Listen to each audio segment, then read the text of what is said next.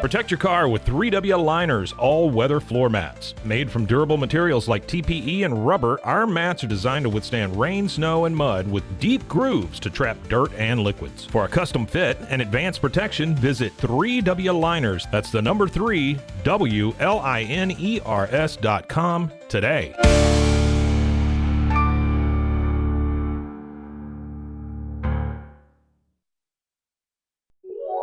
This is a Rogue Media Network podcast.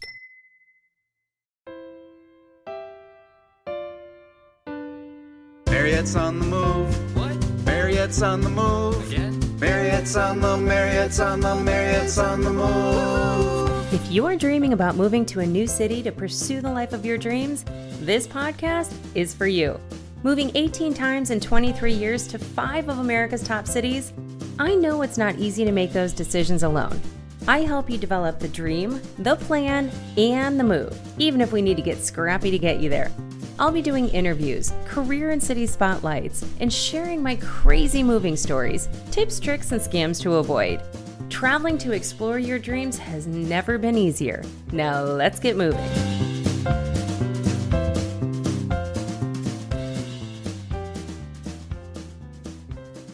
Well, hey everybody. I am super excited to introduce my guest, Edward Whitehouse. He is the general manager of Top Notch Moving, where he manages sales, operations, and finances. Edward's been with the company for 1.5 years and 5 years in the moving industry. So he's got a ton of stuff that he's going to be bringing to the conversation today.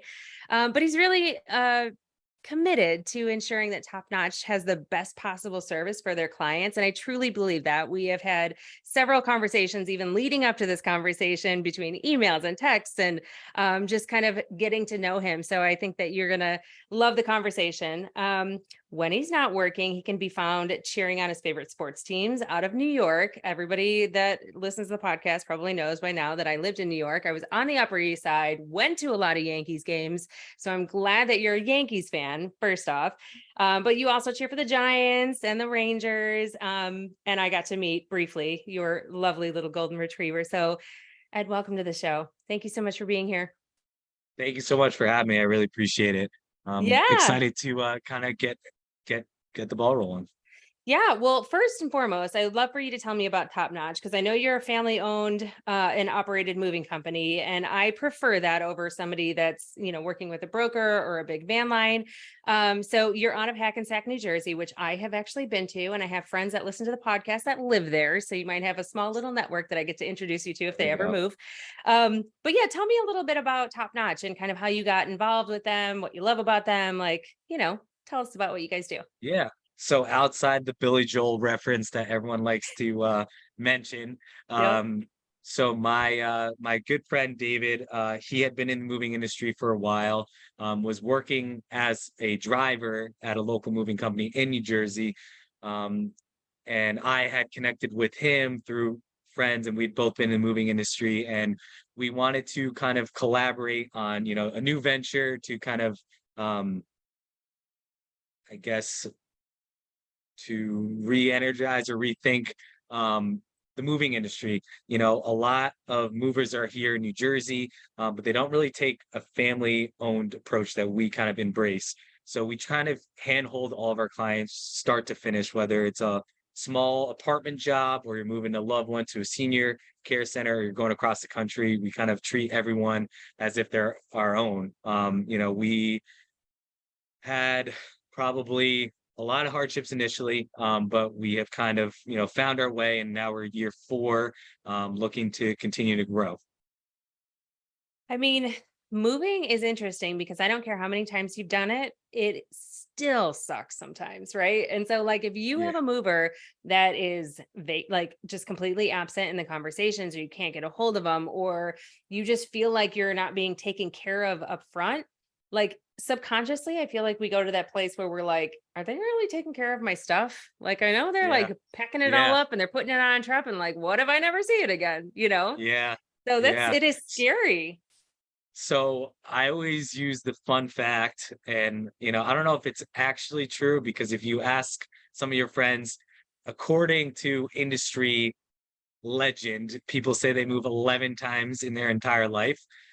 So obviously that's a lot. One, two, it's probably like the second most stressful thing I think also that people face in their life. So, you know, when Yeah, you I've heard have the that's stress of, second to divorce. That's yeah, crazy. yeah, right, right. Yep. So, with it already being a stressful point in people's lives, they neglect to try and prepare for it because they don't even know where to start. Where movers come in and where we like to come in is like, all right, you have people that have been here before. We know what we're doing. Let's take a deep breath and kind of like just scope out what this job's going to be.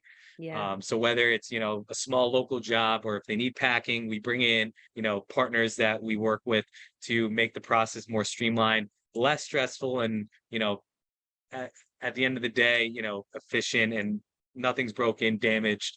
But like you were saying, it's something that in New Jersey we have a huge problem with the rogue movers, and that's something that I would love to talk to you about because I don't know if you have faced that in North Carolina. I don't know if you've heard about rogue movers or unlicensed movers.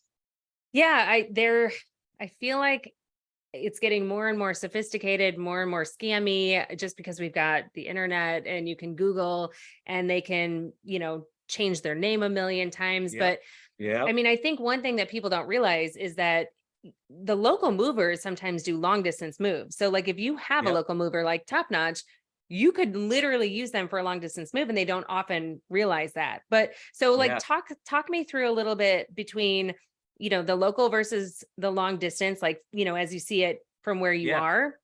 Yeah. And then about these rogue movers and like how you kind of avoid working with them or how you even like sniff them out, right? When you're talking Yeah. to them. Yeah. I mean, it's really tough, like you said. So to answer your first question, local versus long distance. So we at Top Notch, our local kind of definition's a little bit bigger than probably Okay. most, only because we like to cover New Jersey as a whole. Generally speaking, we'd like to keep a certain radius of where we are in Hackensack to do the pickups, but we're not going to say no if we have a friend or referral or, anyone that calls us, so we appreciate if someone calls us looking for us, that we're going to provide a good service for them. So we pick up and service anywhere in New Jersey. Now, like you said, you could probably find a local moving company that may be down in South Jersey, which is considered for me anything lower than Bergen County. There Okay. is such thing as a Central Jersey. I guess it's coming into legislation, but if you find like a more local moving company in the town that you're in, you're probably going to get a little bit better price than instead of Top Notch driving 2 hours to your pickup. And then in terms of the long distance, that's a little bit trickier in the sense that we offer what we call a direct delivery for clients. So say you're in New Jersey and you're looking to move to Florida. We're getting a lot of people moving to Florida. Another tidbit, in the past 5 years, New Jersey has more outbound than inbound. More people are moving Oh, away from New Jersey than interesting. into New Jersey. And that's kind of unfortunately the same 3 or 4 reasons. People like nicer weather. With COVID, Mhm. obviously you don't need to be commuting into the city or being in like an urban area, and then taxes and there's thing I can go on and on. Yeah. Um, but when you're looking for, like you said, a local moving company, some people think, oh, only because we're based in New Jersey, we're not going to travel to Chicago, Texas, Tennessee, Maine, North Carolina, South Carolina. We can provide that service. And we do that directly. So we will pick up your items, and depending on where you're going, we can get it to you within a reasonable time frame. And that reasonable time frame is within 36 hours to 48 hours. Oh, We do wow. have to follow the rules and regulations of the Department of Transportation and the Federal Motor Carrier Safety Administration. It's a Just mouthful. because, yeah, it is a mouthful. So everyone does, code words DOT and then Yeah. FMCSA, MCSA. I have or to think about it yeah, every single time too. I like right. FMCSA. Like I see it So in my head. so many acronyms. Yeah. And so when we're going long distance, you can only drive a certain amount of time. There's wait stations you have to go into each state. So it does get a little bit of a lengthier process. But you are getting a full service, meaning, what we provide is, full disassembly of your furniture. We bring the moving blankets to wrap and pad it. Then we'll load the boxes in, then we'll load the furniture in, and then head down to said location. Once we're down there, we have our own team, with Top Notch from New Jersey. The same crew that's picking it up is going to be delivering it down to your location. And that's huge. So here's the thing, like my moves, and I've made the mistake many times. I've never used a direct mover, candidly. Right. Because I've moved to 5 of America's top cities, a lot of times when I was moving, I was part of a load, so if we're Yeah. doing like a moving 101 and like getting back to the basics. So what they'll do is they'll and by they I mean like a semi truck. So if it's a standard 3-bedroom 2-bathroom house, like they assume you have somewhere between 10 and 15,000 pounds. You're going to share a semi truck with probably 2 or 3 different homes depending on how much stuff you have. And so what they do is they'll pick it up with a smaller truck, they'll bring it to a warehouse, they'll compile everything into one big semi, and that's like putting your stuff all the way up to the ceiling and smashing it all in. I mean, Yep. like I typically would have one moving group come in and load it. And if they weren't actually bringing the semi to me, they would, bring it to a different truck. Like, so for New York City, for example, like they can't bring a semi into the city, right? Yeah. So you have to, so you're essentially paying for the move that they pick up, the semi that drives it across, then the moving onto a smaller truck and then delivering it into the cities. You're paying for, sometimes 2 or 3 moves. And people don't realize that, right? And especially crossing state lines, that gets expensive. But so a direct move means you are physically picking my stuff up here in Charlotte, North Carolina, and you are driving it physically to Chicago. And then you're coming back with an empty load unless you have another move that's bringing you from Chicago to Jersey, right? Correct. Now, I think you touched on a couple of things that I wanted to kind of emphasize. So, when you are looking at what you're calling a consolidated load, you have to be very wary and read the contract very specifically as to what you're signing up for. Because like you said, a lot of these nationwide companies are switching hands, meaning, they may have a local guy picking up the load, and then, like you said, they'll load everything up. Now they're taking everything off. Then they're putting it into a warehouse. Then they're putting it on a tractor trailer. So then it compounds the percentages to damages, things getting lost, things getting stolen, things getting mixed up. So although you are getting a rather discounted or cheaper price than what you would be getting from a local family owned direct moving company, there are, cons for that.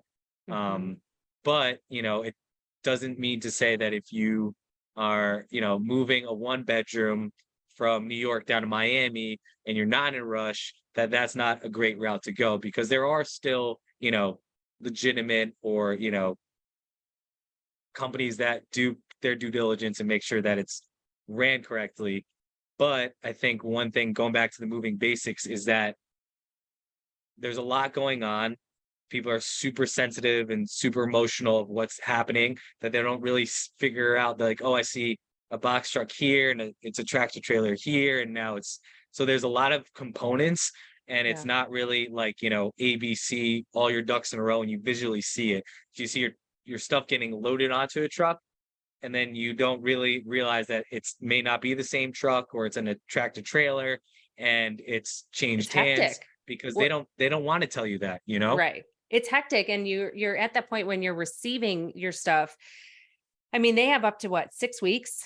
I mean, they could give you a 3-day window, but it could take up to 6 weeks. I've heard scams. And I'm going to be interviewing, I think we're trying to set it up right now, the Florida senator who is trying to get legislation passed about the scams that are coming into Florida, because they may start in New Jersey, but when that person gets to Florida and their stuff doesn't get there I heard, like, one article I read was almost a year, and like her daughter in New Jersey was chasing after these guys. Nobody could get a hold of them. She still hadn't gotten her stuff. And it was a year later. She even moved her car with them. So But that now becomes Florida's problem, right? So now she resides technically in Florida, and that's who she has to place the complaint with. But you did touch on Mhm. something really important, and you don't know if things are getting stolen or broken or anything, and you really don't know that until your stuff's in the house. Like I had two glass covers to go over my matching set of dressers that are like have literally been in my family for a million years. Like I think I've had these dressers for 20 years, and I know, you know, the family member that had them before me probably had them for 40. I mean, I can go and get another glass piece made, but I didn't even realize that it was missing until like 2 weeks, until I had like unpacked everything. And I was like, what the hell? So by that point, like if they break something on site, a lot of times the drivers will like literally try and pay you in cash for them. Like I had one, um, we'll call him Frank. Frank was a piece of work, and I still I have so many nightmares about Frank. But like Frank actually knocked over an entire box of wine glasses that were from my great grandparents, and he like kept trying to like pay me for them because he didn't want me to put an insurance claim in because he gets dinged on that, right? So Yep. I know that they're like insurance inherently is good, Yeah. right? Because you want your stuff insured, but like what when you are signing these contracts, I know that adds a lot Yeah. of money. Like, why is Yeah. insurance good? And like, what are your options? Because you can decline it, Okay. but then you're like taking a huge risk. Yeah. So that's probably number two most frequently asked question for movers. And I'm going to try and make it as concise as possible when I try and explain to clients. Cause like you said, the contracts are bigger Hmm. than this screen here, that's in fine print, and they try and just make you sign it and rush through it, and you're not really educated on it. Yeah. So in New Jersey, another fun fact, we are actually, well, this is for local moves. We Okay. have the highest payout, which is $1 per article per pound. So it's done by weight, which is weird. And I think the long story short is that when the first ever legislation came out for movers is the only way that, how shipments are, weighed and calculated is through weight. So it's done by weight, and it's done $1 per article per pound. So For you long don't have to pay. distance, right? It's Oh no, per so long pound, distance, so per long pound for long. distance is Yeah. actually worse. Okay. It's 60 cents per pound. Oh, geez. So Okay. yeah, so I guess the idea being is that a lot of movers, especially a family-owned moving company, and not to put it in the clients, make negative light on the clients, is that they're going to say that their furniture is worth X, and X is going to be greater than Y, and Y is going to be your cost for the move. So why is a mover going to take that liability to move someone's stuff when they say that their stuff is more, and they're going to want everything back? So I Right. guess the fair compromise, which really is slighted towards the movers, which is not great, to be honest, to the client, but for a mover, it gives some sort of closure to the client that at least they try. Um, so it's 60 cents per pound. It's free of charge for any mover to provide it to the client. Now, when the client's signing it, they're not realizing like, hey, I brought a brand new flat screen TV that I spent $1,300 on, and that weighs 20 pounds. The mover's gonna be like, hey, here's a $20 check for your TV, you know? Oh my gosh, I didn't even So the realize that. Yeah. so the two other options that you can do is, unfortunately, it's good. Well, and in my case, since we're family owned and operated, it's outsourced. If Mm. you're moving with a national van line company, United, Atlas, Mayflower, they do have a full valuation insurance policy, but again, it's an added cost to the move. Okay. Which, if you're looking for insurance and peace of mind and everything like that, it's nice to have that coverage. So to go Do you back to it, Well, I was oh, gonna go say, ahead. do you have more like if I were to have you guys pack my stuff, do I have more leeway on that, or is it just like this is what the Yes, rules are? yes, Okay. yes. So good question. So in movers terms, it's called PBO, pack by owner. If Okay. you pack the stuff, you are responsible because we have the training to make sure everything's properly padded, protected, crated, etc. So if you pack the stuff and we move it, and you don't pack it properly, it's not on the mover because you packed it, unfortunately. Got it. So the two other, just to go back to what you were saying, the two other points you can do is full valuation. We have a third party moving insurance company that we refer a client to. And again, it's a full process. They ask you how much your stuff's worth, and then they write you a policy based on what you value your property at. But then it's an additional cost on your move, and you may not even use it. And then the third option would be is if you have homeowners insurance. It's very rare, especially when you're going out of state, that an insurance company is going to cover it because you're crossing state lines.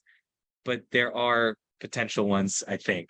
But that's an interesting point to bring up, like checking with my insurance agent. And like, I Yeah, wonder if there's like a writer or something that they can do, I know knowing that I State would be Farm. moving. Yeah. I know State Farm has some sort of policies, but again, um, a lot of things are moving because there's a lot of moving parts and there is high probability of damages and scratches. Um, People are wary, whether it's insurance for trucks, workman's comp, in warehouse. It's a high cost for a moving company to be run, Mm. but you do have options. So just be very careful as you're doing a due diligence process, which I'm more than happy to quickly go through if you're looking for a mover, questions to ask and things to consider when you're looking for it, especially with insurance, because again, you have family heirlooms that are, invaluable to you.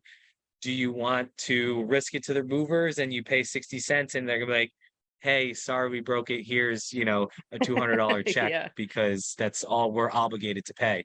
Right. So, Well, let's take a break and yeah. we will hit that when we come back.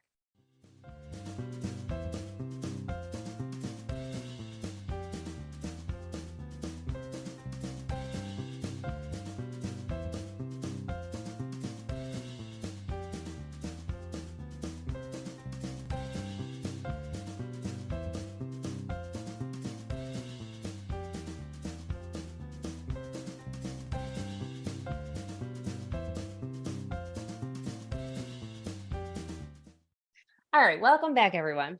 So, Ed, we have lots of different things that we can discuss, and I know it won't be the last time you're on the podcast. So, I do want to kind of take a step back. I'm Susie Q that wants to move to, say, Chicago.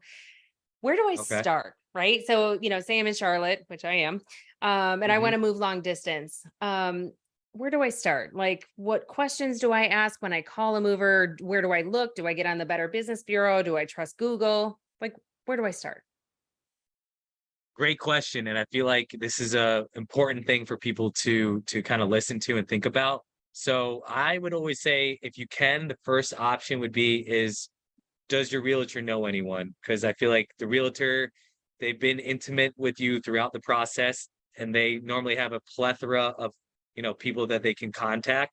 So that would be my first thing, first place to look for. Second is if you do go on what we were just talking about earlier, the FMCSA, and you look by state, you can find licensed movers that are in your town that can offer long distance. That's number two.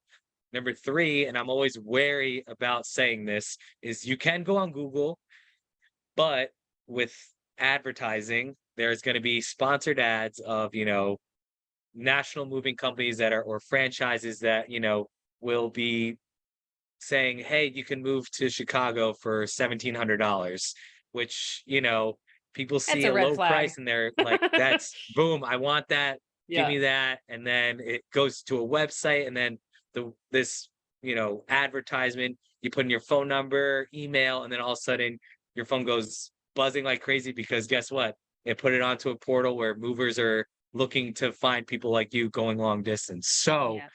I would be wary of that. So what I would say is, if you're looking on Google, I would Google, local movers, Charlotte, North Carolina, and then do not go to the ads. Scroll down a little bit, and then Yeah. normally there's a map of Charlotte, and they're going to have moving companies there. And this may be a ridiculous thing to say, but just the other thing I would say is look on their website, click on their website, see what they have, make sure they don't have stock photos, check out their reviews. If they have 10 reviews and they're, 3.8, I would like maybe look at someone else say, hey, here's, North Carolina moving company too that has, maybe 80 reviews and it's 5-star. You want to figure out a moving company that, has decent reviews, that has, not paying for Google reviews. So go to their website, go to their reviews. As we were discussing before, a third thing, Better Business Bureau. Again, that has people that are verified. So you make sure they have a DOT, MC, which is a motor carrier's number, and they're verified. Only because, like you say, you don't want to get trapped with unlicensed movers or rogue movers. And then this is a big thing that you were asking, we were talking about before, is when you're going out of state, do not have, or if someone starts calling you because you put your name on an advertisement and they're going through, they're asking their due diligence questions of, are you in an apartment, you're in a house, and they're just giving you a price over the phone, I would say, hey, I'm Susie Q. I would like to meet representative of this moving company. If they're a legitimate moving company, they're going to want to send someone out there because they want to understand the scope of the job. Yeah. Meaning, if you're in an apartment building, they want to see where the truck's going to be able to park. Is what we in the moving industry, we ask if there's a long carry, meaning, how far the truck is to the elevator, and then from the elevator to your apartment. There's like these things that you need to consider. And then when you go to the apartment, how much packing assistance do they need? Do they have a lot of fragile items? They have a lot of wood furniture where we're going to need to bring a bunch of material. So if someone's giving you a price over the phone, I'd say, like, that's great and all, but I would love to have a representative or an estimator or the owner to come out and see it, because that's how we pride ourselves on is, unless someone's moving last minute and they need a mover, we try and have someone go out there. Now, I always recommend go that though. In fact, I recommend people get 3 bids. And the Yeah. reason I do it, because inherently your spidey senses will go up if somebody makes you feel skeevy. And if somebody's feeling slimy, like, most likely you're going to feel that way through your entire move. But if I meet somebody and they educate me and they tell me, they walk me through the contract. I think that's the other thing too, is that, like, Mhm. physically walking through what you're signing and not pressuring you to sign it, like, that to me, I've had some really wild situations, and most of the moves that I've made have been for relocations for my company. So I had a budget, but I also still knew that, like, going into that, if like one mover's telling me this is going to cost me $10,000 and another mover's telling me it's going to cost me 4, there's a pretty big discrepancy here, and I need to figure it out. But the reason I tell people to have 3 bids and to have someone physically come to your house is you are always, always, always going to underestimate the amount of stuff you have. Your books Oh, alone, absolutely. you have Absolutely. one bookshelf. Your books alone could be 150 pounds, and you don't realize Absolutely. it. Right. But I mean, when you're packing those boxes, you're like, okay, well, I'm going to put these in small boxes because they're heavier. Like, that Yep. stuff adds up. All your decorations, your files, Yep. people don't realize how much stuff they actually have and how much it actually, like, the pounds it is. And when you're moving long distance, you pay by the pound. Right. Yeah. So, I mean, we can get into the packing, and I was laughing when you mentioned packing, because the packing, you guys go to physical packing seminars. I mean, they Yeah. might be like from the 1960s, but like, Yeah. but they teach you how to pack it, right? And as a POB, or somebody doing it on our Yeah. own, like, we're going to bubble wrap it, we're going to do as well as we can, but like, there's something to be said for having you guys pack it if you're in a rush as well. So I mean, there's a lot of things to think about, and like, you guys are going to estimate best. Like, like, I just happen to know that I have about 11,000 pounds worth of stuff. So if somebody tells me I have Right. 15,000, I'm like, you're a big fat liar, because I've done this 18 times. But Yeah. like, but that's another thing too, is like, on a local move, you pay by the hour typically, right? Yeah. Yeah. Okay. Yeah. Yeah.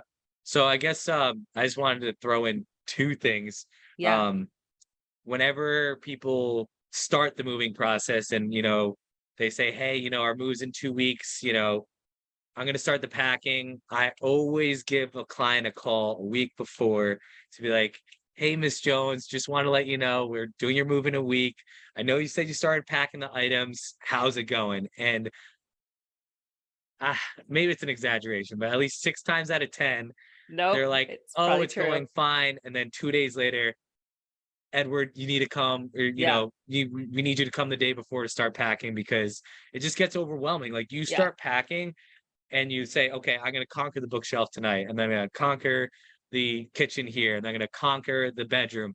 And then you're like, wow, this is a lot of things I got to pack. One, two, I definitely didn't realize that how much stuff I've accumulated, whether and how you're long there it for a takes. year, Yeah. for 20 years, 30 years, 40 years. And then, you're like, oh my But God, I that's why can't I get this done. coach.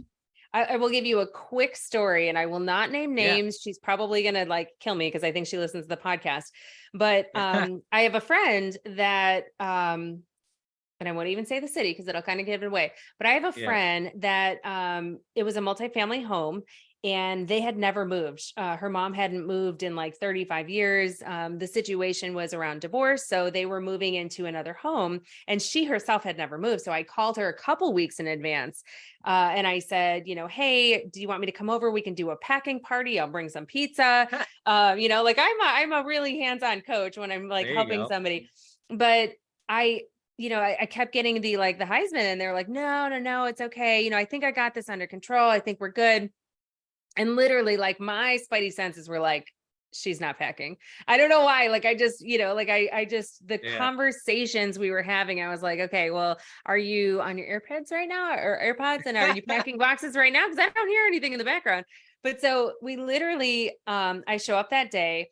And a little tip for everybody, like, I'm a big proponent of like the first thing you do when you get up is you eat, because it is so chaotic on moving day that you forget to eat, you forget to drink water, you forget to do a lot. Like half the time people show up and they like haven't even showered or anything. And like, and then your day is already chaotic and it's dusty and all this stuff. But anyway, so I get there that morning. So, and I even called her 2 weeks before, a week before. And I was like, well, let me just come over and see. Right. Right. And she's like, oh, we're kind of, shuffling around, and my daughter's got this. And so long story short, I show up, the movers are going to be there at 10. I show up at 8:30, breakfast in hand. Everybody Look at sits you. down, and I'm looking around, and I go, so is this the house we're moving? And she's like, Oh oh yeah, my goodness. I didn't see a single box anywhere. I was Oh, like, do you have what? boxes? I was literally like, oh my gosh, oh my gosh. And I know the movers, like, this because you do Right. moves weekly, but the movers are on a mission. And this Yeah. is a local move, right? But Yeah. they're booked by the hour, and they don't always just have one move in a day. Sometimes they have two. So they had them booked from like 10 to 3, and they're like, oh, we don't have that much stuff. Well, oh my gosh, they had 35 years worth of stuff. And I literally was like, I just went into I can't even think of the word, but I just went into like ordering people around mode. Yeah. And I just was like, call your sister and her husband, tell her to bring as many boxes as you can. You start in that room. Where's your boyfriend? Tell him to start in that room. And I'm like running around. So I did a quick time video as I'm like going into her office, and I'm like, oh my gosh, there's stuff everywhere. Like I'm pulling her mom's wedding dress out of the closet. I No. mean, like, I am like, oh my gosh. And now it's like 9:30, and the movers are like showing up. And I was like, oh my God, they're going to kill us. And so I literally had said, you guys, they haven't moved before, like, we're going to need some help. And they were so gracious about it, but they ended up canceling their second move or pushing it back to the next day because they hadn't been prepared enough, because they didn't Yeah. know. And so part of why I do what I do, and like wanted to do this podcast to give people tips and have people like you on the show, is to walk through it before you get Yeah. there. Right. Like Yeah. this is such a big deal, because your experience is one thing, but the movers, they have an experience too. And we want them to have a good experience as well, because people tip like shit. Sorry. Yeah. Well, Yeah. I have two things to add to your point. So one, my favorite thing I hear on the phone whenever I send someone over a proposal and they're looking for movers, my favorite thing I hear is, I think my friends and I are going to do when they hear the price. And I was like, well, you might have the best friends on planet Earth, because I don't know, after a certain age, Yeah. people who Nobody are wants like, to hey, move you. let me just take a day off, or when my day is Yeah. off, or I'm trying to hang out with my family, or enjoy my weekend, let Yeah. me go stress out and go help move my friend. Oh So yeah. I always think it's super funny, and you're actually probably the one person on planet Earth that wants to be No. like, hey, on my day off, let me go check in on the move, I because know. I brings me guarantee you joy, ask but your friends, if you ask your friends or if I ask my friends, they're hey, scattering like can, cockroaches. yeah, yeah. So No. that's my favorite thing is when I hear people saying that their friends are going to help because I want to be like, can I be your friend's friend too? Because that's Yeah. awesome. I want a friend like that. Yeah. And then the second thing, just to like you said, of moving stories, if we're trading stories back Hmm. and forth, I not recently, but I think, 6 or 7 months ago, we literally were talking to the client. We like to be very proactive and communicative throughout the process. So, there's no surprises, or if there's things in a real estate transaction, the closing fell through, XYZ, that we're prepared and ready to go. We call them, no answer. This was in an apartment. It was an apartment move. So the doorman was like, Got your calls freight up, elevator and yeah. well, long story short, the person slept through their alarm, it was 2 hours late. And I literally drove, knocked on the door, and the lady was like, sorry, I completely fell asleep. Like, normally you talk to people who are moving, they would be up at the crack of dawn. But Yeah. this lady was literally, like I said, in her PJs, still like on move day, Oh acting no. like it was just a standard walk in the park. I was like, this is gonna be This one of is those fun hard. moves that, she's gonna wake up, like her body is gonna wake up and she's like in full like, wow, I'm really moving. And like you said, Yeah. when the guys are where we are, how we run like the move on the day is, although we go see it in person, our driver or foreman's not seeing it in person. We have an itemized list and we kind of break it through each room.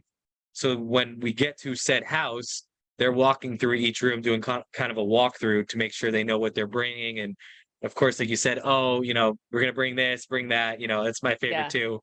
Is Yeah. magically all of a sudden everything starts coming. Oh, we weren't gonna bring this. Oh yeah, we're gonna add this, Yeah. which is no problem because at the end of the day, whatever the client wants, we're gonna move. They just have to Right. understand that you have to be patient as we do this because they want to get it done, just because it's super Yeah.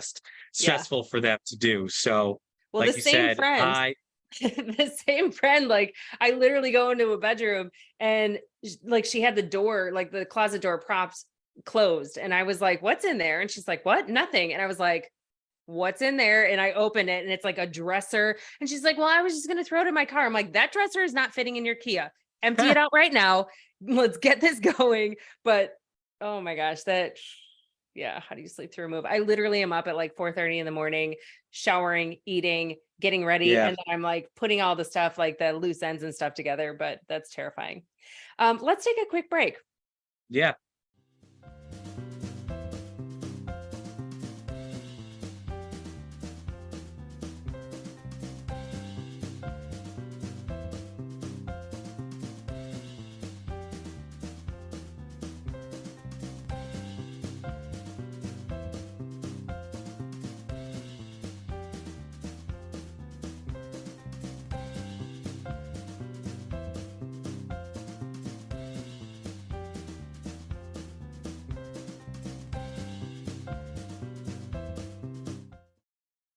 All right, well, welcome back. So a couple of things I want to talk about. One of the things that you said right before we went on break was that a foreman will go in. That was the word I couldn't remember, foreman. I literally walked in like a foreman. But so when a moving company gets there on moving day, a foreman does typically walk in the room and point, you point out what's going to go, what's not going to go. Mm-hmm. So let's talk through like that part, like what to expect. And is it like hourly that you're paying? Is it by the pound that you're paying? And, we'll kind of talk a little bit about that stuff.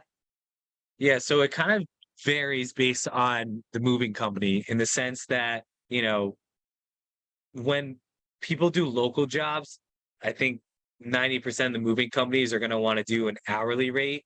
We do hourly rate and the reason being is that if we take less time than what we're estimating, then the client's not paying for more time. We try and be fair and we do these due diligence in-home consultations. Actually, one thing that we did a lot more of, and with AI and Zoom, is doing virtual in-home consultations Oh, and the moving industry, and we can have a whole nother kind of podcast on how archaic and old school the moving industry yeah. is, but how it can come up to speed with all this new technology. Is there are new softwares that as you do these zooms, it's picking up the items that you're looking to bring. Um, but to go back to the hourly versus flat rate, we charge based on the volume that you're going to bring from point A to point B. And then some other things that are kind of wrapped up in this hourly is what we call travel, meaning the fuel mileage tolls, because unfortunately in New Jersey, there's a A ton of ton of tolls it. everywhere. And when you're in a truck, it's even more expensive. And then with gas. So it's very broken down the contract. And, the travel fee is unfortunately fixed because it is what it is with, the total miles that we're driving and the tolls that we have to do. But the hourly rate is, based on an estimate of how long it takes. And a lot of clients like going the hourly route because there's the incentive for us as a mover and for them that if it does take less time, the customer is not paying for that. Now, there's a 10% of movers that do this flat rate price. And some clients like that flat rate price because it's one price and they're not going to have to worry if it goes over or anything like that. However, it's generally higher than an hourly rate company because from a back end mover's perspective, we have to assume the worst and it's going to take a 14-hour day. Right. And, customers would like that peace of mind, like it's one price. When we go out of state, we do use flat rate, but generally speaking, with local moves, we're going to do it by the hour. And it's kind of based on preference. I like to educate customers that hourly might be the better way to go, only because we can reduce it down. But then clients tend to push back, like, what if it takes more? Which, generally speaking, if you have a legitimate moving company, they went out to go see it with Google Maps and Earth. We can kind of see what the building is like, whether it's a house or apartment. And if normally we don't go over, and if it does go over, it's by a slight few. And most people are kind of understanding because all movers are trying to get the job done. They're not trying to lollygag outside. Right. Let me take a Snapchat. Let me do a reel on Instagram. Like they Unless you're realize that, me and yeah, I'm doing it in the or you're background trying to anyway. get good content. So they want to get the job done. So Yeah. I try and tell clients, yes, they're always like, well, what if it goes over? I was like, there could be a chance, but generally my guys want to get done. They want to be Yeah. efficient. They want to get home at a reasonable hour. It's labor intensive. These guys don't want to be lifting furniture all day. Right. Um, And there's usually like a minimum. Like I've seen a correct. 2 or 3 hour Yes. minimum. And in general, it's always, always, always going to take longer to load the truck than it is to unload Yes. the truck, right? So They can true. unload it in like So an true. hour. Yeah. Like I my think move took 9 hours. They took them 9 hours. And this is going back to Frank. Frank and his 1.5 men took literally 9 hours to load my house. And I've been through this so many times that I know right. on average it's about 5, right? And that's with like Right. I buy them lunch. I There you still go. tip them. That's I do amazing. all that. Nice. Because these people are taking my life in their hands and they're doing it so I physically don't have to, So Right. I think at the very least, and this is not just a courtesy, this is like at the very least, you buy them lunch and whatever they want, Right. you ask them, you don't just tell them what they're getting. Yeah. And then you have to tip them well. And I Yeah. would love to hear from your perspective what a good tip is, because I have what I think a good tip is. And Man, throw me on the spot. So I know. Well, do you what want to I hear what I generally say is, and you can confirm or deny? well, so this is what I say, and this might be a Okay. cop out. And well, first, I appreciate people like yourself that, these guys do very intensive labor work. Yes. It's, literally backbreaking to do it. Mhm. So anytime a client like brings a ice chest of Gatorades, water, snacks, food, it's amazing. Because at least it's gotten better, but more, there was a time where people weren't doing that. And, it's not fair to the guys, but what I tell clients is, look, we appreciate your business. If tip is not included, we appreciate the tip. These guys, work hard. So if you can, give a tip, that'd be great.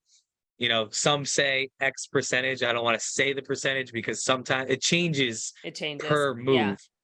So what I tell clients and what I tell my drivers every time, because I try and go see my drivers every day before they go out, you know, hey, we have a piano move. Let's make sure we got a piano board, extra straps. Yep. Hey, this is this elevator building. We know where it is in Hackensack. Bring 2 or 3 extra dollies. So you have, you know, little tidbits of what we have. And then, we always have a whole pallet of water that we give our guys. But See, to give a percentage, I don't do the it's so hard. percentages. It depends for me, and this is just me. So you can tell me if I'm a terrible Right. tipper or if I'm an amazing tipper. But depending on how many people they bring, right? So Right. like this last move, like I said, it was 1.5 guys. And another guy was supposed to show up and he never did. So like with the driver, but he had a physical disability, so he couldn't actually physically pick up stuff.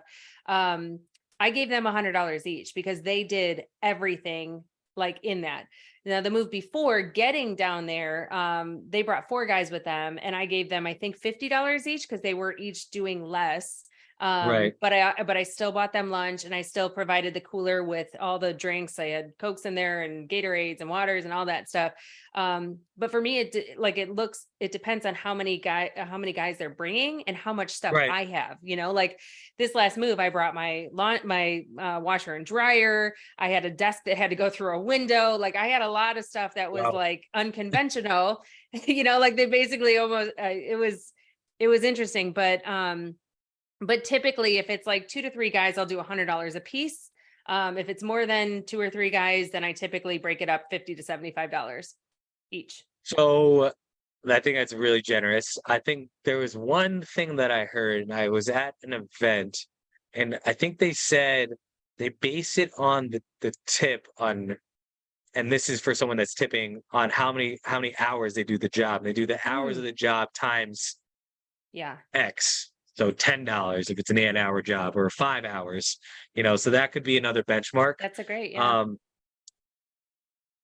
And I also kind of read the room when I'm talking to a client and, hey, it's this kid moving from his home to his first apartment in the city.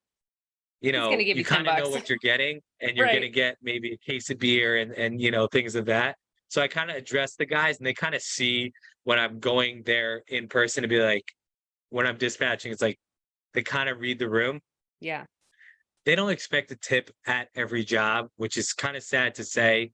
But like I said, they appreciate if they do that. It's just the little things like, what I always tell clients is if you can give it to the guy specifically, you'd say like, thanks, Ed, thanks, John, thanks, Mhm. Steve. It really means a lot to them. It's something small, but instead of just giving it to the driver, because some of these guys, they They'll go take back it. to the truck and, to like physically see like, hey, thank you so much. Yeah. It goes a lot further than you think. It's incredibly important for me to learn their names, learn a little bit about them, and not just because I'm like a total moving nerd and I love this shit, but because I want to make sure that like I know like who they are. Like if they have a Right. family, and it's not going to change the tip. I mean, if they're doing a phenomenal job, I'm always going to tip well. But I always hand them the money physically, and I thank them Yeah. physically because I am so grateful, especially now. Like I just came off of, I ruptured 3 discs in my back and have 4 pinched nerves, and I'm still like going through physical therapy. I I personally cannot move physically the way I used to. I mean, granted, I'm Right. old now, but I mean, at the same time, like I risk re-injuring myself, and that's significant. A lot of people have some sort of back injury, or they don't. Yeah. Like in my coaching, I go through robustness is like, so it's called FRED is the framework, and it's finances, robustness, which is mental and physical strength, ecosystem, and dreams. And so we start with your dreams, and then we kind of reverse engineer you into what you're doing with finances, like how much the movers are going to cost, to and from your apartment, all like whatever it is that you have to prepare for. But when I go through robustness, we talk physically about like, okay, where are you mentally? What experiences have you been in the past? Because this can be traumatic. Like people don't realize this is one of those like unsung, you know, no one really talks about a move being like traumatic, but you physically are Oh, yeah. transitioning. And Yeah. depending on the experience, like we'll go back to Frank, like it got so bad. Frank berated me for something that I didn't even know what he was talking about at the time. I think he had some I think he had Issues. some instability issues. That was a nice way to say it. I said something because we were 7 hours in, and we had to get somewhere. Like, we had a 9-hour drive ahead, or eight. What did we have? We had an 8-hour drive ahead of us. And so we physically, to get to the place that we were going to next, like, now it's like 7 o'clock at night. So now I have to get a hotel that night for myself and my parents and my brother. So there were like all kinds of things that we had to do. And I'm thinking in my head, like, I know this typically takes like 5 hours. But they didn't even have 2 of the rooms done, and they hadn't touched the basement yet. So I know that's at least a couple more hours of getting things in. And I had Right. a staging area. I had every box in the garage. And so That's he just awesome. kind of went out and like flipped out on me. But so it can be incredibly stressful. And if you're not mentally prepared for the stress of the day, that's one thing. But if you're physically not able to do it and you're not putting things where they need to, it's going to take longer. It's going to, like, that's something that you need to be prepared for, because people don't think about that stuff, you know? What I always try and preach to my drivers, and it starts honestly from the first call. So I try and set the tone in a positive way, hand holding way, like, and I try and reiterate that to my guys when they're on the job, is if you come in a bad mood, you had a bad night of sleep, you have XYZ, you almost, someone Smell almost like sideswiped alcohol. you. Yeah. Yeah, that, yeah, everything like that. And the client sees that, and like you said, their senses are already heightened, they're already anxious and stressed out. It's gonna knock heads. Yep. Then my driver's gonna call me, then the customer's gonna call me. So that's why I try and be in person when these trucks go out, because you could tell if someone's having a bad day, or, Yeah. and the customer is nervous, and, that just It spirals out of escalates control. quickly. And that's something that, we pride ourselves on customer service. And, a lot of the things as movers is, like you said, is you're trusting us with a lot of your stuff. So the least that we can do outside of transporting your stuff is to, have a smile on your face. And, obviously not every customer is going to give you that smile, or, going to be exact, all hyped up, ready to move. Yeah. But it should be for us to give that positive energy, that homey feel, that, hey, I Trust know you're us. We've stressed got out. this. Yeah. We got this, and that's why, we have those, walkthroughs, we have, those conversations. And like you said, these guys go right to work.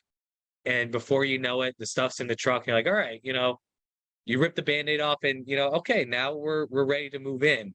Yeah. So I really preach on positive attitude, for us from the start, from the first call to the in-home, is making sure that the customers are feeling in a good space, because it can turn disastrous. And then, like, you hear with these horror stories of, hostage moves where, the movers have a bad taste in their mouth, and guess what? They have all your stuff, and guess what? You had to pay me to get your stuff. And if you Yeah. don't, and now I can be like, oh, well, now I want to charge you X, because they can make up Because whatever they reason they can. want.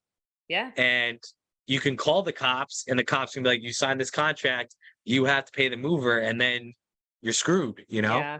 Yeah. So having a good dynamic between the customer and the mover and the moving team is huge. Is Yeah, it huge. just makes the experience so much different than than the horror stories you hear about. Yeah. But this has been great. We will definitely do a part 2, because I know there's so many other things that we need to talk Thank about. I mean, we've got so many things that we could touch on. Um, Yeah. but you are with topnotchmovingnj.com to find you. How else can they find you? Social media? Uh, What's the yeah, best way to we're get a hold on of you? social media at Top Notch Move. We are on Facebook, Top Notch Moving and Storage LLC. Please, please, please do not get us confused with Top Notch Movers in Jersey City. Can we say that? Yeah. Because it's It's a one of those different people that, company. Yeah, it's just a yeah, different company. yeah. Yeah. So, yeah, please, if you can just make sure you go and look for the NJ, look on our website. You have a picture of me on there and our guys. So, Yep. more than happy to answer any questions you have. My email's on there. Excited for part 2, guys. Yeah, and I will put your information in the show notes. And if you are on my Monday mailer, when this comes out, you will also get it in the email that I send out. So thank you so much, Ed, for being here. It's been Thank such a you. pleasure. We're gonna have many more of these conversations. But thank you so much for being here. Of course. Thank you. I'm excited to continue the conversation. Awesome.